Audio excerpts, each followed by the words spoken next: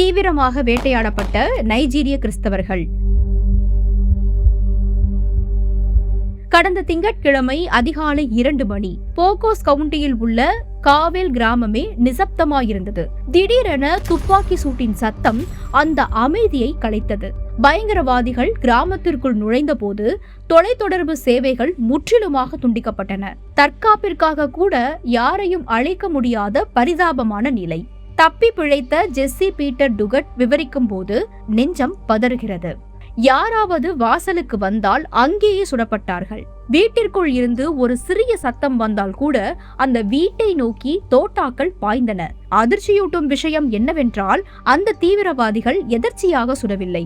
உள்ளூர்வாசிகளின் வழிகாட்டுதலுடன் குறிப்பிட்ட கிறிஸ்தவ தலைவர்களின் பெயர்களை ஃபுலானி மற்றும் ஹவுசா மொழிகளில் சத்தமாக கூப்பிட்டு தேடி தேடி சென்று வீடுகளுக்குள் புகுந்து வேட்டையாடினார்கள். அவர்கள் பெயர் சொல்லி அழைத்த சத்தம் இன்னும் என் காதுகளில் ஒலிக்கிறது. என் மாமாவையும் சகோதரர்களையும் என் கண் முன்னாலேயே கொன்றார்கள் என்று கண்ணீரோடு கூறுகிறார் ஜெஸ்ஸி. இதில் சர்ச் ஆஃப் கிறிஸ்டியன் நேஷன் சபையின் போதகர் மார்க்ஸ் நியாம் மற்றும் விசுவாசிகள் உட்பட 28 கிறிஸ்தவர்கள் கொடூரமாக கொல்லப்பட்டனர். ஏன் இந்த தாக்குதல்? இதன் பின்னணி என்ன? வெறும் நில ஆக்கிரமிப்பு மட்டும் தானா அல்லது திட்டமிட்ட மதவெறியா?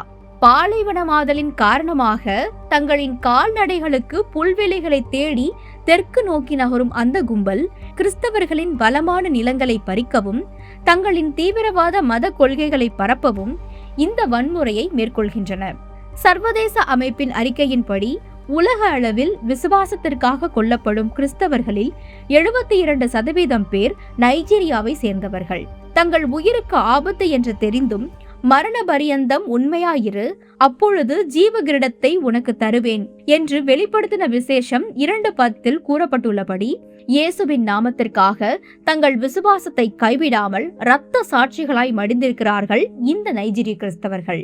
இழப்பின் துயரத்தில் தவிக்கும் குடும்பங்களுக்காகவும் அங்குள்ள விசுவாசிகளின் பாதுகாப்பிற்காகவும் நாம் முழங்கால் படியிட்டு பாரத்தோடு ஜெபிப்போம்.